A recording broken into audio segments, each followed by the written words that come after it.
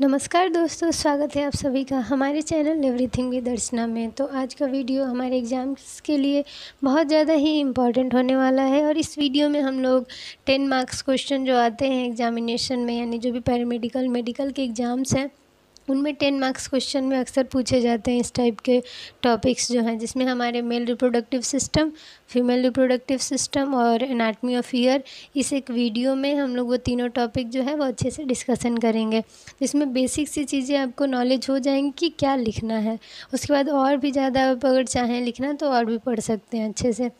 तो चलिए हम लोग वीडियो को स्टार्ट करते हैं और इसमें हम लोग देखेंगे मेल रिप्रोडक्टिव सिस्टम के बारे में, फिर फीमेल रिप्रोडक्टिव सिस्टम के बारे में, फिर हमारा एनाटमी ऑफ ईयर। ठीक है, तो ये हमारा साइंस मैराथन है एक तरह से देखिए तो, क्योंकि सारे टॉपिक्स को हम लोग 1 बाय 1 करके डिस्कसन करेंगे जो कि हमारे लिए बहुत ज़्यादा ही नॉलेजफुल होगा। ठीक है, तो वीडियो अब स्टार्ट करते हैं। तो इस इमेज में आप देख सकते हैं ये हमारा मेल रिप्रोडक्टिव सिस्टम का ये पूरा सिस्टम है, यहाँ पे इमेज दिखाया हुआ है। और अगर आप चाहें पेंसिल स्केच बनाना, डायग्राम बनाना, तो इस तरह के डायग्राम को बना सकते हैं। तो सबसे पहले हम लोग देखें तो जो हमारा मेल रिप्रोडक्टिव सिस्टम है ये ऐसा रिप्रोडक्टिव ऑर्गन होता है जो कि मेल के बॉडी में होता है, यानी मेल में होता है। ठीक है, तो मेल बॉडी में होगा तो इसे मेल रिप्रोडक्टिव सिस्टम कहेंगे, फीमेल बॉडी में होगा तो फीमेल रिप्रोडक्टिव सिस्टम कहेंगे। दोनों के जो भी ऑर्गन्स हैं, पार्ट हैं, वो अलग अलग होते हैं। ठीक है, तो मेल रिप्रोडक्टिव सिस्टम में हमारे देखिए तो प्राइमरी सेक्स ऑर्गन होते हैं, जिसमें हमारा क्या है, टेस्टिस है, जिसका काम क्या है, स्पर्म प्रोडक्शन करना, यानी स्पर्मेटोजेनेसिस करना और हार्मोन्स प्रोड्यूस करना। ठीक है, तो ये दोनों काम इसके एक तो वो इंडोक्राइन ग्लैंड की तरह भी काम कर रहा और एक वो एक्सोक्राइन ग्लैंड की तरह भी काम कर रहा, जिसमें कि वो स्पर्म प्रोड्यूस कर रहा और एक तरफ वो हार्मोन प्रोड्यूस कर रहा। ठीक है, और अगर हम लोग देखें एक्सटर्नल जेनाइटेलिया, तो एक्सटर्नल जेनाइटेलिया में हमारा पेनिस है जो, ठीक है, तो पेनिस जो है वो एक्सटर्नल जेनाइटेलिया ऑर्गन है और उसमें जो यूरेथ्रा अंदर होता है तो वो हमारा क्या है, इंटरनल जेनाइटल ऑर्गन। तो इंटरनल जेनाइटेलिया ऑर्गन में हमारे वेस difference, seminal vesicle, prostate gland, urinary bladder और फिर हमारा देखिए तो उसमें टेस्टिस हो गया, वो भी हमारा इंटरनल जेनाइटल में, एपिडाइडिमिस होता है, वेस डिफरेंस होते हैं, रेड टेस्टिस होते हैं और भी बहुत सारे पार्ट्स हैं जो कि इंटरनल जेनाइटेलिया ऑर्गन में होते हैं। तो अगर हम लोग इसका अगर अच्छे से देखें कि पाथवे क्या है, यानी सारे पार्ट्स के काम क्या हैं, तो सबसे पहले हम लोगों को डेफिनेशन लिखना होगा कि जो भी रिप्रोडक्टिव ऑर्गन मेल बॉडी में होते हैं वो एक मेल रिप्रोडक्टिव सिस्टम फॉर्म करते हैं। रिप्रोडक्शन क्या है, तो ये एक ऐसा प्रोसेस है जिससे कि प्री एग्जिस्टिंग स्पेसीज से एक नया स्पेसीज जो है वो जनरेट होता है। ठीक है, यानी कि जो पहले से जो भी एग्जिस्ट कर रहे हैं, जैसे कि एक मेल और फीमेल है, ठीक है, उनका जो बेबी हुआ तो वो क्या है, रिप्रोडक्शन है। ठीक है, तो इसी तरह से हमारा ये प्रोसेस रिप्रोडक्शन है। ठीक, अगर हम लोग इसमें देखें तो सबसे पहले हम लोग समझते हैं कि जो हमारा एक्सटर्नल जेनाइटल ऑर्गन है जो कि पेनिस है, वो एक तरह का क्या है, मस्कुलर ऑर्गन है और उसमें इरेक्टाइल टिश्यू होते हैं और उसके ऊपर फोल्डेड स्किन होते हैं। ठीक है, जिसे प्रीप्यूस भी कह सकते हैं। तो वो जो स्किन फोल्डेड होते हैं उसे हम लोग फोर स्किन भी कह सकते हैं।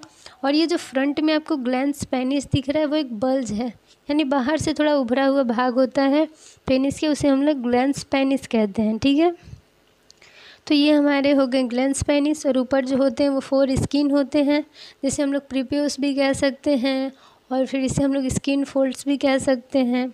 ठीक है, अब हमारा देखें तो देखिए इसके अंदर से हमारा यूरेथ्रा जाता है। यूरेथ्रा का काम क्या है, तो यूरेथ्रा का 2 फंक्शन है। एक तो ये क्या करते हैं कि स्पर्म को भी जो है वो बाहर भेजेंगे, ट्रांसपोर्ट करेंगे, मतलब ये जो हमारे स्पर्म है वो फीमेल बॉडी में पास करते हैं और जो यूरिन है उससे भी एक पाथवे प्रोवाइड करते हैं बाहर जाने के लिए। ठीक है, बॉडी से आउट करने के लिए। तो इसका 2 फंक्शन है, एक तो स्पर्म को आउट करने के लिए और एक हमारा यूरिन को आउट करने के लिए। और अगर हम लोग यूरेथ्रा का लेंथ देखें तो वो लगभग 20 सेंटीमीटर होता है, ठीक है। तो 20 to 25 सेंटीमीटर लेंथ हो जाएगा हमारे यूरेथ्रा जो है पेनिस में, ठीक है। और ये जो यूरेथ्रा है वो पहले क्या होता है कि वेस्ट डिफरेंस के फॉर्म में होता है, लेकिन वेस्ट डिफरेंस जो होता है जो कि टेस्टिस से हमारा निकला, मतलब वो ओरिजिन उसका टेस्टिस से होता है, ठीक है। तो टेस्टिस से हमारा निकलते हुए एक ट्यूब लाइक स्ट्रक्चर है जो कि फिर उन सारे ग्लैंड्स से एक साथ जो है वो मिक्स होके, यानी वो जो seminal vesicle, bulbo urethral, prostate glands होते हैं तो उनके पास जाता है। तो फिर ये क्या होता है कि उससे आगे जब ये कंटिन्यू करेगा तो ये यूरेथ्रा के फॉर्म में आ जाता है, यानी कि स्पर्म भी, क्योंकि वहाँ पे यूरिनरी ब्लैडर भी हमारा होता है। तो यूरिनरी ब्लैडर यूरिन फॉर्म कर रहा है और टेस्टिस जो है वो स्पर्म फॉर्म कर रहा है, ठीक है। तो ये जो स्पर्म है वो वेस्ट डिफरेंस के थ्रू आया और यूरिनरी ब्लैडर जो है वो आपका यूरिन दे रहा। तो वहाँ से क्या होता है कि एक ट्यूब जनरेट होता है, ठीक है। ट्यूब वहाँ से हुआ बना, तो वो जो ट्यूब है और उसी ट्यूब के पास हमारा वहाँ होता है कॉपर्स ग्लैंड, जिसे बल्बो यूरेथ्रल ग्लैंड भी कहते हैं। और वहीं पे हमारा होता है प्रोस्टेट ग्लैंड और सेमिनल वेसिकल जो होता है सेमिनल ग्लैंड भी होता है, ठीक है। तो ये तीनों ग्लैंड और जो हमारे यूरिनरी ब्लैडर हैं और उधर से वेस्ट डिफरेंस है वो आ रहे हैं, और आगे चल के ये क्या करते हैं कि जो हमारा वेस्ट डिफरेंस था वो आगे चल के यूरेथ्रा के फॉर्म में आ जाता है, ठीक है। और यूरेथ्रा का काम क्या होता है, तो यूरिन को पास करना और हमारे स्पर्म को पास करना, ठीक है। तो हम लोग देखें तो ये जो टेस्टिस के बारे में हम लोग इतना सुन रहे हैं कि स्पर्म प्रोडक्शन करना, हार्मोन प्रोड्यूस करता है जिसमें हमारा टेस्टोस्टेरोन नामक हार्मोन होता है, ठीक है। और इस हार्मोन का काम होता है कि मेल सेक्स ऑर्गन को ग्रो करवाना, ठीक है, मेल सेक्सुअल कैरेक्टर को ग्रो करना, ठीक है। तो ये जो है हमारा जो टेस्टिस है वो एक पाउच लाइक स्ट्रक्चर होता है, समझिए तो एक थैली होते हैं जिसके अंदर ये टेस्टिस रहता है, ठीक है, जिसे स्क्रोटम कहते हैं। तो स्क्रोटम क्या करते हैं कि इसका जो टेम्परेचर मेंटेन करना, ठीक है, इंटरनल जो इन्वायरमेंट है इसका, इंटरनल जो टेम्परेचर होता है टेस्टिस का वो 2 से 3 डिग्री सेल्सियस होता है। तो स्क्रोटम इसको बाहर से कवर किए रखता है तो उसका टेम्परेचर मेंटेन करता है, ठीक है। तो श्रिंक करके फिर कभी डायलेट हो जाएगा, कभी श्रिंक हो जाएगा। तो इस तरह से ये क्या करता है कि अंदर का टेम्परेचर को मेंटेन करता है। जैसे हमारे बॉडी का हीमोस्टेसिस होता है, जैसे 37 डिग्री सेल्सियस को मेंटेन करना इंटरनल टेम्परेचर, उसी तरह से टेस्टिस का भी एक इंटरनल टेम्परेचर है 2 से 3 डिग्री सेल्सियस लगभग। तो उसे क्या करता है स्क्रोटम जो है वो मेंटेन करता है, ठीक है। तो स्क्रोटम जो है वो बैग कह सकते हैं, पाउच लाइक स्ट्रक्चर है जो कि टेस्टिस को प्रोटेक्ट करता है, ठीक है। और फिर उसके आगे क्या होता है कि जो टेस्टिस है उसके ऊपर जो है कॉइल्ड और ट्विस्टेड स्ट्रक्चर होते हैं ट्यूब लाइक, ठीक है, जिसमें बहुत सारे सेमनीफेरस ट्यूब्यूल्स होते हैं। तो वो हमारा एपिडाइडिमिस होता है। तो एपिडाइडिमिस क्या है कि सेमनीफेरस ट्यूब्यूल्स बहुत कंटेन करता है वो, ठीक है। और वहीं से हमारा जो स्पर्म जो है कुछ टाइम के लिए स्टोर होता है। फिर एपिडाइडिमस से स्पर्म जो है वेस्ट डिफरेंस के थ्रू हमारा आगे आता है। और फिर जो आगे हमारा वहाँ पे एक स्ट्रक्चर आपको दिख रहा होगा कि वहाँ पे कोपर्स ग्लैंड है जिसे हम लोग बल्बो यूरेथ्रल ग्लैंड कह सकते हैं, प्रोस्टेट ग्लैंड भी है वहाँ पे, सेमिनल जो ग्लैंड है वो तीनों अपना अपना जो भी फ्लूइड है, जो भी वहाँ पे कंसंट्रेशन था उन लोग का, जो भी फ्लूइड था वो इसमें मिक्स हो जाएगा। सेमिनल फ्लूइड, प्रोस्टेट ग्लैंड का जो फ्लूइड है और जो बल्बो यूरेथ्रल का फ्लूइड है, तो वो सभी मिक्स होने के बाद, स्पर्म के साथ मिक्स होने के बाद एक सीमेन फॉर्म करते हैं, ठीक है। तो वो सारा जो मिक्स्ड फॉर्म है उसे हम लोग सीमेन कहते हैं। सीमेन के अंदर स्पर्म होगा, ठीक है। तो ये जो सीमेन है हमारा वो आगे जो है यूरेथ्रा के थ्रू जब भी अगर सेक्सुअल इंटरकोर्स होता है, कोइटस होता है, तो फीमेल बॉडी में एंटर करते हैं, ठीक है। तो ये जो हमारे हैं, अगर हम तीनों ग्लैंड के बारे में देखें, सेमिनल वेसिकल के बारे में, तो सेमिनल वेसिकल क्या करता है कि म्यूकस, फ्रुक्टोज और प्रोस्टाग्लैंडिन्स को सिक्रेट करता है, ठीक है। सेमिनल प्लाज्मा को सिक्रेट करेगा। तो इसमें जो फ्रुक्टोज होते हैं वो एनर्जी प्रोवाइड करते हैं स्पर्म को ताकि वो मूव कर पाए फीमेल बॉडी में, ठीक है। उसके बाद अगर हम लोग देखें प्रोस्टेट ग्लैंड को, तो वो साइट्रेट और एंटीकोगुलेंट जो हैं वो सिक्रेट करते हैं ताकि जो ये हमारा जो स्पर्म जो है और उसमें जो भी कंटेंट है वो जो है कोगुलेट ना हो, जम ना जाए, ठीक है, उसे पतला किए रखता है। तो ये एक मिल्की फ्लूइड, जो मिल्की वाइटिश कलर का जो फ्लूइड है वो जो है कंटेन करता है प्रोस्टेट ग्लैंड। उसके बाद अगर हम लोग कोपर्स ग्लैंड को देखें तो वो अल्कालाइन फ्लूइड को कंटेन करता है, क्योंकि यूरेथ्रा में क्या होता है कि एसिडिक जो यूरिन आया है तो वो एसिडिक होता है थोड़ा, ठीक है। तो वो क्या करते हैं, ये जो कोपर्स ग्लैंड है वो एक अल्कालाइन इन्वायरमेंट प्रोवाइड करते हैं स्पर्म को, ठीक है। तो मेनली यही सारे ग्लैंड के ये सब काम थे। और वेस्ट डिफरेंस एक ट्यूब लाइक स्ट्रक्चर है जो कि स्पर्म को कैरी करता है। एपिडाइडिमस एक स्ट्रक्चर है जो कि बहुत सारे सेमनीफेरस ट्यूब्यूल्स को कंटेन करता है और ये कुछ टाइम के लिए टेम्पोरेरीली क्या करते हैं कि स्पर्म को स्टोर करते हैं। टेस्टिस का काम है कि हार्मोन प्रोड्यूस करना और फिर स्पर्म प्रोड्यूस करना। और जो ये 3 ग्लैंड थे इनके बारे में मैंने बता दिया। और यूरिनरी ब्लैडर का काम क्या है कि यूरिन को स्टोर करना। और अब हमारा यूरेथ्रा आता है तो यूरेथ्रा का काम है हमारा कि वो आगे जो है स्पर्म और जो भी हमारे यूरिन है उसे बाहर आउट करता है। ठीक है। और इसके बाद पेनिस का स्ट्रक्चर और उसका जो भी फंक्शन था वो हम लोगों ने डिस्कस कर लिया। तो यही मेनली मेल रिप्रोडक्टिव सिस्टम है, इससे ज़्यादा कुछ पढ़ना नहीं है इसमें। ठीक है। तो मेल रिप्रोडक्टिव सिस्टम का अगर हम लोग फंक्शन जाने तो इसमें है कि स्पर्मेटोजेनेसिस यानी स्पर्म प्रोडक्शन करना। फिर और देखिए तो इसमें जो हमारे हार्मोन्स हैं टेस्टोस्टेरोन हार्मोन उसे प्रोड्यूस करना। फिर जो है रिप्रोडक्शन के लिए रिस्पॉन्सिबल होता है स्पर्म, तो रिप्रोडक्शन करवाना। और भी बहुत सारे फंक्शन हैं, तो इतना ही आप लिख दीजिएगा मेल रिप्रोडक्टिव सिस्टम में तो काफ़ी है। तो हम लोग नेक्स्ट टॉपिक जो हमारा है वो है फीमेल रिप्रोडक्टिव सिस्टम, तो उसके ऊपर हम लोग डिस्कसन करते हैं। तो हमने जैसा कि पहले वाले ये टॉपिक में डिस्कसन किया कि मेल रिप्रोडक्टिव सिस्टम ऐसा सिस्टम है जो कि मेल के बॉडी में होते हैं। ठीक है। यानी मेल में होते हैं और फीमेल में जो होंगे वो हमारे फीमेल रिप्रोडक्टिव सिस्टम होंगे। फीमेल रिप्रोडक्टिव सिस्टम में हम लोग देखेंगे प्राइमरी सेक्स ऑर्गन कौन सा है और क्या फंक्शन है उसका, और कौन कौन से पार्ट्स होते हैं, internal genital organ, external genital organ. तो सबसे पहले प्राइमरी सेक्स ऑर्गन देखेंगे तो वो हमारे ओवरी, जिसे हिंदी में अंडाशय कहा जाता है। तो ओवरी जो होते हैं वो 2 होते हैं। जैसे मेल बॉडी में टेस्टिस जो थे वो 2 थे। ठीक है। 1 पेयर थे। ठीक है। कह सकते हैं 1 पेयर है या फिर 2 हैं। ठीक है। वैसे फीमेल बॉडी में क्या है कि 1 पेयर ऑफ ओवरी या फिर कह सकते हैं 2 इन नंबर। ठीक है। तो ओवरी का काम क्या है कि ये जो है वो एग प्रोड्यूस करता है जिसे ओवा भी कह सकते हैं। ठीक है। या फिर कह सकते हैं ये हार्मोन भी प्रोड्यूस करता है। ठीक है। एक तो काम हुआ कि ये ओवम प्रोड्यूस करेगा, दूसरा है कि हार्मोन्स प्रोड्यूस करेगा। हार्मोन का नाम क्या है? Estrogen, progesterone. तो जो ये एग है वही तो आगे फर्टिलाइज होता है तो फिर एक जो है बेबी डेवलप होता है। ठीक है। यानी मेल का जो स्पर्म है वो आके ओवा से फर्टिलाइज होगा तो जाइगोट फॉर्म होगा और जाइगोट से एम्ब्रायो, फीटस और फिर बेबी। ठीक है। तो इसी तरह से क्या होता है कि फीमेल में ओवा का तो ये काम हो गया। अब हार्मोन्स के काम होते हैं। तो एस्ट्रोजन क्या है? तो एस्ट्रोजन एक हार्मोन है जो कि आपका ओव्यूलेशन के लिए रिस्पॉन्सिबल होता है, मेंस्ट्रुअल साइकिल के लिए भी रिस्पॉन्सिबल होगा। और जो प्रोजेस्टेरोन होता है वो प्रेगनेंसी के टाइम में जो भी डेवलपमेंट हो रहे हैं हमारे बॉडी में, जो चेंजेज हो रहे हैं, वो हमारे यूट्रस का जो कॉर्पस ल्यूटम वगैरह जो भी चेंज हो रहे हैं। ठीक है। प्रोजेस्टेरोन जो बढ़ता है तो कॉर्पस ल्यूटम का जो ग्रोथ होता है, इस तरह से जो भी हैं चेंजेज वो हमारे प्रोजेस्टेरोन के चलते होते हैं। ठीक है। Pregnancy related. अब अगर हम लोग आगे देखें तो इंटरनल जेनाइटल ऑर्गन्स देखें तो उसमें हमारे वेजाइना होते हैं, सर्विक्स होते हैं, यूट्रस होते हैं और फिर फंडस हो गए, फैलोपियन ट्यूब हो गए, जो ऐसे हाथ बिछाए हुए दोनों पार्ट दिख रहे हैं पतले पतले से लेफ्ट और राइट साइड में ऊपर में ट्यूब, वो हमारे क्या है? फैलोपियन ट्यूब है।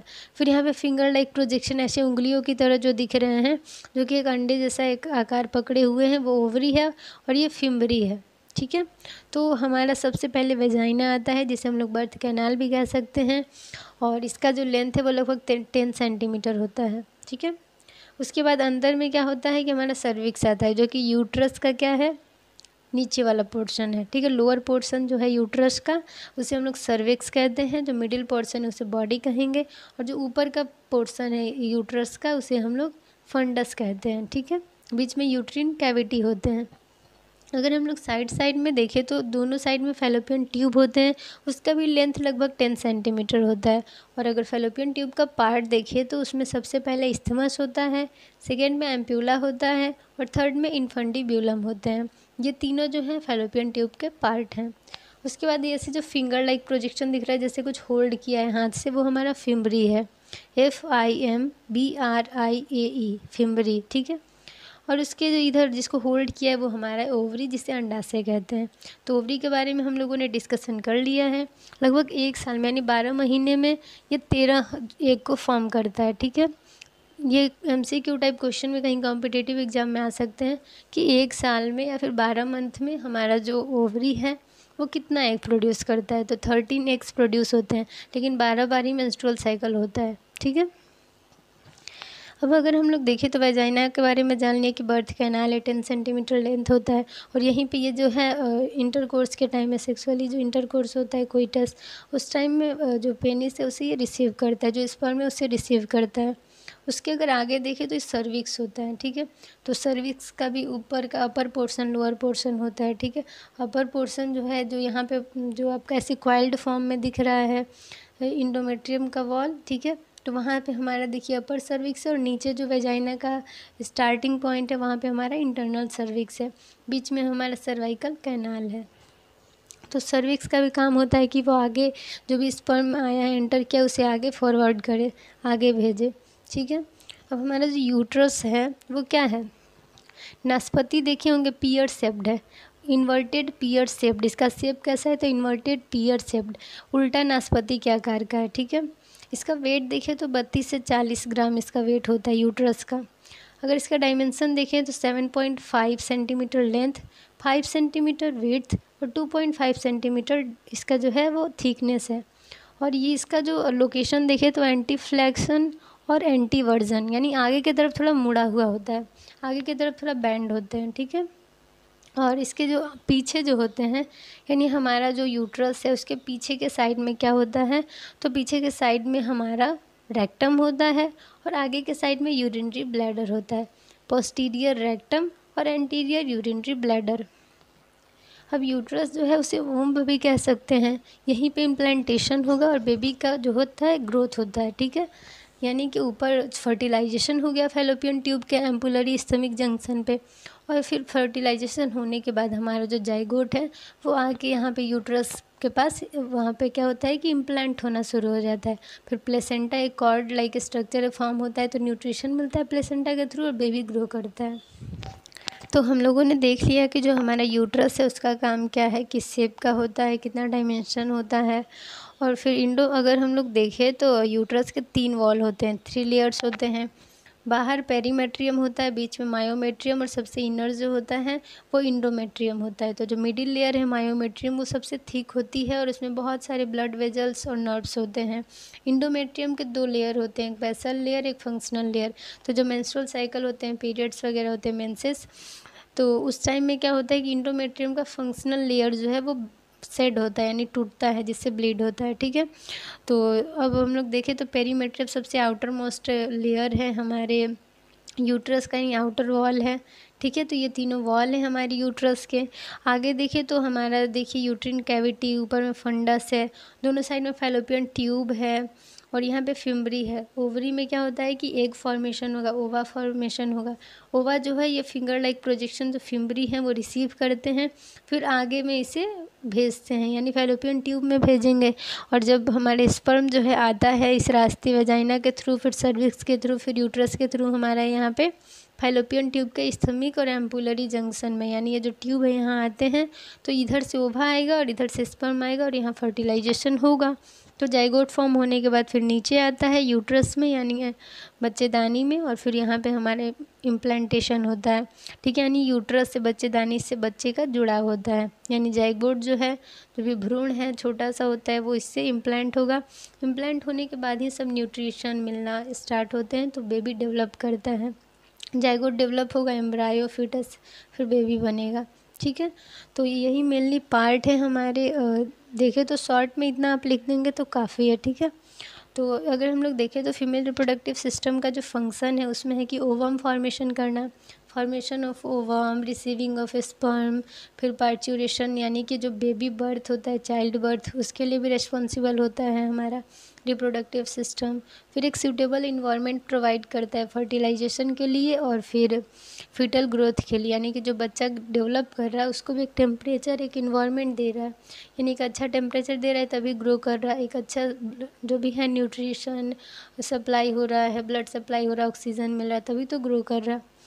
फिर होता है कि मिल्क फीडिंग, यानी कि फीमेल रिप्रोडक्टिव सिस्टम में ही हमारा ब्रेस्ट भी आता है, जो कि एक एक्सेसरी ऑर्गन है, मेमरी ग्लैंड, जो कि मिल्क फॉर्मेशन करेगा। फिर जब बेबी बर्थ हो जाता है तो चाइल्ड को ब्रेस्ट फीडिंग करवाते हैं, ठीक है, तो वही मिल्क फीडिंग होता है। तो यही मेनली फीमेल रिप्रोडक्टिव सिस्टम के बारे में इतना लिख दीजिएगा तो काफ़ी है। ये सारी बेसिक सी नॉलेज हैं जो कि सभी को होनी चाहिए। तो अब हमारा जो नेक्स्ट टॉपिक है वो है एनाटमी ऑफ ईयर, यानी कान के बारे में अब हम लोग स्टडी करेंगे। तो ईयर के बारे में जो उसके स्ट्रक्चर, फंक्शन और डिजीज़ के बारे में जो भी स्टडी होता है उसे हम लोग ओटोलॉजी कहते हैं, OTOLOGY, ठीक है, ओटोलॉजी। तो हम लोग सबसे पहले देखते हैं कि ईयर क्या है, कैसा ऑर्गन है। तो ये एक तरह का सेंसरी ऑर्गन है जो कि हियरिंग के लिए, यानी सुनने के लिए रिस्पॉन्सिबल होता है, ठीक है, सेंसरी ऑर्गन है। इसे हम लोग स्टेटो एकॉस्टिक ऑर्गन के नाम से भी जानते हैं, क्योंकि इसका काम क्या है, हमारे मेंटेन करना, किसको मेंटेन करना, बॉडी बैलेंस को मेंटेन करना, हमारे पोस्चर को मेंटेन करना। फिर होता है कि हियरिंग के लिए भी रिस्पॉन्सिबल होता है, इसीलिए इसे हम लोग स्टेटो एकॉस्टिक ऑर्गन कहते हैं। एक तो काम हो गया सुनने के लिए, दूसरा हो गया हमारे बॉडी बैलेंस के लिए, ठीक है, बॉडी को मेंटेन करने के लिए। अब हमारा जो ईयर है वो कितने डेसिबल साउंड को सुन सकता है। तो हमारा ईयर का जो साउंड फ्रिक्वेंसी होता है, तो साउंड फ्रिक्वेंसी के लिए एक यूनिट दिया जाता है डेसिबल। तो हमारा जो कान है, हम लोग जो है 60 से 80 डेसिबल के साउंड फ्रिक्वेंसी को ही सुन सकते हैं, ठीक है। अब हम लोग इतना नॉलेज लेने के बाद थोड़ा सा अब सुन लेते हैं कि इसके पार्ट्स वगैरह क्या होते हैं, ठीक है। तो हमारे ईयर के क्या होते हैं, एक्सटर्नल ईयर जिसे हम लोग आउटर ईयर भी कह सकते हैं, मिडिल ईयर, फिर इनर ईयर जिसे हम लोग इंटरनल पार्ट भी कह सकते हैं। यानी ईयर को 3 पार्ट में डिवाइड किया गया, एक्सटर्नल, मिडिल, इंटरनल। एक्सटर्नल में हमारा पिन्ना, ऑडिटरी कैनाल आते हैं। और हमारे अगर मिडिल ईयर में देखें तो ईयर ड्रम और जो भी 3 ऑसिकल्स हैं, बोन हैं, जिसमें हमारा मैलियस, इनकस, स्टेपिस, जिसे हम लोग हैमर, एनविल, स्टीरप भी कह सकते हैं। और फिर इसमें हमारे अब इनर में देखें, यानी कि सबसे इंटरनल जो ईयर के पार्ट्स हैं उसमें हमारे कुछ लेबरिंथिन स्ट्रक्चर होते हैं। तो उसमें हमारे मेम्ब्रेनस लेबरिंथ, फिर हमारे जो हैं बोनी लेबरिंथ होते हैं। तो मेम्ब्रेनस लेबरिंथ में इंडोलिम्फ नामक फ्लूइड सिक्रीट होता है, और पेरीलिम्फ जो है हमारा बोनी लेबरिंथ में सिक्रीट होता है। तो ये सब कुछ फ्लूइड हैं जो कि कंटेन करता है हमारा इनर ईयर। और उसमें हमारे इसके 3 पार्ट्स भी होते हैं। तो 3 पार्ट्स में हमारे बॉडी प्रॉपर हो गए, फिर सेमी सर्कुलर कैनाल हो गया, कॉकलिया हो गया। तो हम लोग जो हैं वो कॉकलिया को 3 पार्ट्स में डिवाइड करते हैं, scala tympani, scala vestibuli, scala media. Scala media जो है वो किसको कंटेन करेगा, तो ऑर्गन ऑफ हियरिंग को, जिसे हम लोग ऑर्गन ऑफ कॉर्टी भी कह सकते हैं, जो कि सुनने के लिए रिस्पॉन्सिबल होता है, हियरिंग के लिए रिस्पॉन्सिबल होता है, ठीक है। तो ऑर्गन ऑफ कॉर्टी को अल्फेंजो कॉर्टी नामक साइंटिस्ट ने डिस्कवर किया था, इसीलिए इसका नाम ऑर्गन ऑफ कॉर्टी रखा गया, ठीक है। तो सबसे पहले पिन्ना के बारे में हम लोग देखते हैं, जो कि एक्सटर्नल ईयर का पार्ट है। पिन्ना को इस तरह से डिजाइन किया गया है कि वो बाहर के जितने भी साउंड वेव्स आ रहे हैं वो सबको ये रिसीव करे। फिर ऑडिटरी कैनाल क्या है, तो वो एक ऐसा स्ट्रक्चर है जिसमें बहुत सारे हल्के हल्के हेयर्स होते हैं, और फिर उसमें सेरियोमिनस ग्लैंड होते हैं जो कि एक वैक्सी चिपचिपा पदार्थ को सिक्रेट करते हैं, जिसे हम लोग खोट कहते हैं, ठीक है। अगर ऐसे देखें तो खोट ही कहते हैं, जैसे जम गया है कुछ वैसा। तो जो वैक्सी सब्सटेंस है जो हम लोग सेरोमिन कहते हैं, ठीक है, जो कि जो भी फॉरेन पार्टिकल, बाहर के पार्टिकल्स हैं, जो भी बाहरी, जैसे कुछ कीड़ा आ रहा है, कुछ धूल मिट्टी आ रहा, तो उन सबको वो अंदर जो हमारा इनर ईयर है, मिडिल ईयर है, वहाँ आने से वो रोकता है, यानी फॉरेन पार्टिकल के एंट्री को प्रिवेंट करता है। कौन करता है, तो जो हमारा ये ऑडिटरी कैनाल यानी ईयर कैनाल है वो। अब अगर हम लोग मिडिल ईयर में देखें तो ईयर ड्रम क्या है, तो ड्रम जैसे होता है ना, कि जैसे कि कोई बाहर से वेव आ रहा है, ठीक है, बहुत सारा हम लोग आवाज़ सुन रहे हैं, वेव के फॉर्म में आया, ड्रम में खूब वाइब्रेट कर रहा, वाइब्रेट हुआ तो वहाँ अंदर आया। तो ईयर ड्रम का एक काम है कि वो मिडिल ईयर को और आउटर ईयर को सेपरेट करती है, एक डिवीज़न फॉर्म करती है, ठीक है। अब हम लोग मिडिल ईयर के 3 बोन्स के बारे में देख लें तो 3 ईयर ऑसिकल्स होते हैं, जिसमें हमारा मैलियस है जो कि हैमर शेप्ड होता है, इनकस जो है वो ओवल शेप्ड होता है और जो स्टेपिस है वो स्टीरअप शेप्ड होता है। ठीक है, तो जब साउंड वेव्स आते हैं तो सबसे पहले जो है वो मेलियस के पास जाएंगे, टकराएंगे, फिर इनकस के पास टकराएंगे, फिर स्टेपिस के पास टकराएंगे, फिर कहाँ एंटर करेंगे, इनर ईयर में आएंगे, यानी अंदर वाले भाग में आएंगे कान के।